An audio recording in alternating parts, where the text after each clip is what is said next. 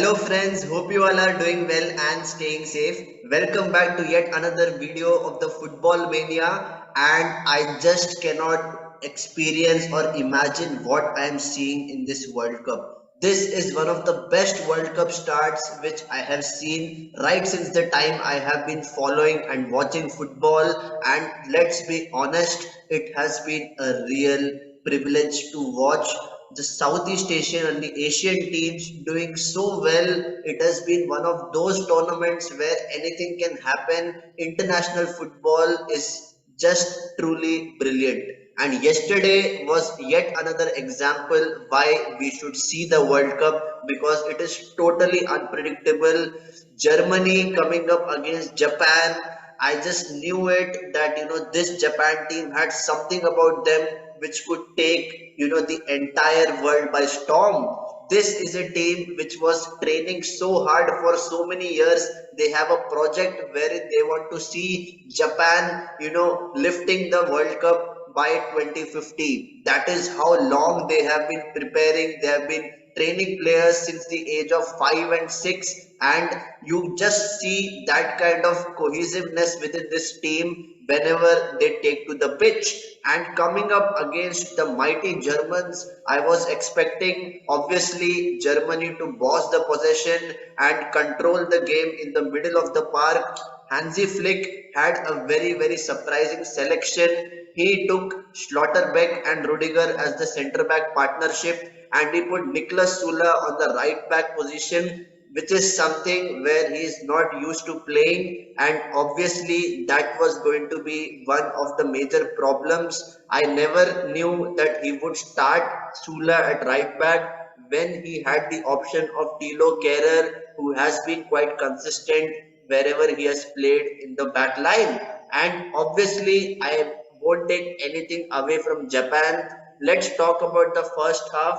It was a total dominant performance by Germany. Ilkay Gundogan, Joshua Kimmich, even the likes of Jamal Musiala were getting time and space of the ball, and they could have been at least 3-0 up. And Japan were just too passive. They were not pressing higher up the pitch. They were playing with four men at the back, and there was just Maeda who was trying to press along with Kamada in the attacking half. And if you look at the back line, yes, Yoshida is a very experienced centre back, and I was expecting a lot from the wings, because Japan is a team which likes to play those vertical passes, and they like to involve the wingers as much as possible. And we all know the way Germany plays. Whenever they are going in a transition from defense to attack, you would see them going from inside to out and again inside, which means that they would involve the likes of Serge Gnabry, and on this particular occasion, Jamal Musiala was playing on the left hand side, which is something which he is not again used to playing. He prefers a role just behind the striker in the number 10 position. And once again, the talking point for this match was whether Kai Havertz is the solution for the number 9 position. And yet again, he fluffed his lines. Yes, he was very pretty on the eye, but as a striker you need to understand your role and put the ball in the back of the net. Yes, I agree that he is not a traditional number 9 who can hold up the ball and be that target man, but when you are given that role and you have been playing that role for a considerable period of time, you need to understand what a striker would actually do in those situations. And yes, it was a very clear penalty which Japan conceded in the first half, no doubt about it. Ilkay Gundogan from the spot is very clinical, 1-0 to Germany, and by the time of half time, I was expecting Japan to respond, and their head coach Moriyasu made a tactical change. He completely changed the formation in the second half. From a four-man at the back, they went to a compact 3-4-3 formation, and that meant that more numbers forward, pressing higher up the pitch, and all Germany's centre backs and the back line was completely pinned back. And Manuel Neuer was caught a lot of times off guard. He was quite cool in the first half. Everything was looking very, very pretty. But in the second half, Manuel Neuer was put to the task and the pressure was coming. Japan were trying to bomb men forward, and I think the substitutions made the key difference.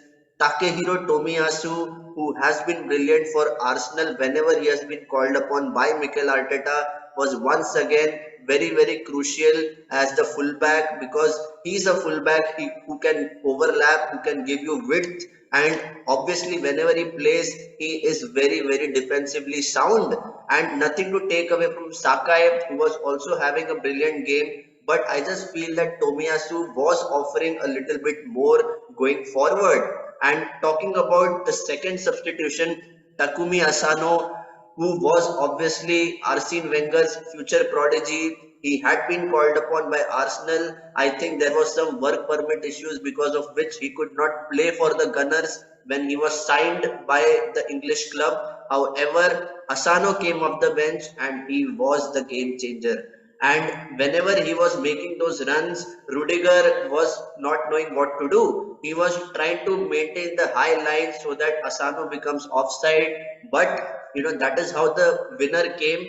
But before the winner, let us talk about the equalizer. A very, very good move from the left hand side where Japan were trying to create overloads like a 3v2 situation, and Takumi Minamino, who has been quite lethal in the penalty box, makes a very clever run and whips it into a dangerous area, and Manuel Neuer has no option but to just punch it into a dangerous area because there was a lot of pace on the ball, and a very well deserved goal on the rebound. Whenever you are playing with three men, going forward, you need to ensure that you are backed by more players inside the penalty box whenever you are creating a transition. And that is exactly how the goal came. There was a player, I just don't remember his name, but the goal scorer, the equalizer, came through a person who came into the penalty box, arrived at the right time, and it is 1-1. And after that, I am thinking that, Hansi Flick will make a change. And yes, he brought on Yusufa Mukoko and Jamal Musiala, who was one of the best players for Germany in the pitch, was again taken off because he felt that it was time to make a change. He brought on Godza, he brought on Leon Goretzka, and I just feel that overall, Germany was too complacent at times and they had a lot of chances, no denying about that. But this World Cup has already proven that you cannot take any team for granted. And I don't think Germany would have underestimated Japan because they know what Japan have done in the previous World Cup. They reached the quarterfinals and lost in a pulsating match to Belgium. However, Hansi Flick had to get it spot on because a winning start would create that kind of momentum when you go deeper into the tournament. And I just have to say that the winner which came was a touch of beauty. It was a very well disguised, clever run by Asano, and the first touch to control the ball was just sublime. And after that, he shrugs off the defender with the upper body strength, and from a very, very acute angle, he has the composure to just blast it into the roof of the net past Manuel Neuer for the eventual winner. And even after the winner, there were close to 10 minutes remaining because obviously we know that any delay or interruption during the match gets added at the end of the match, and that is according to the new rule in the tournament.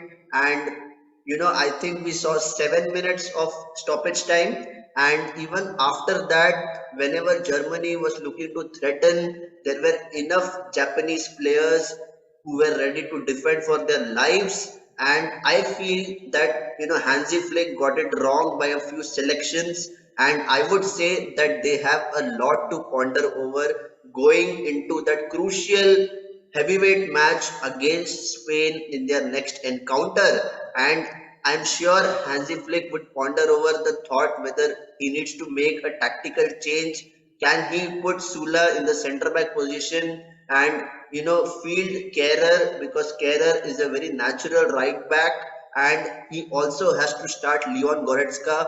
Otherwise, I would say that Pedri, Gavi, and Busquets will absolutely dominate the middle of the pitch.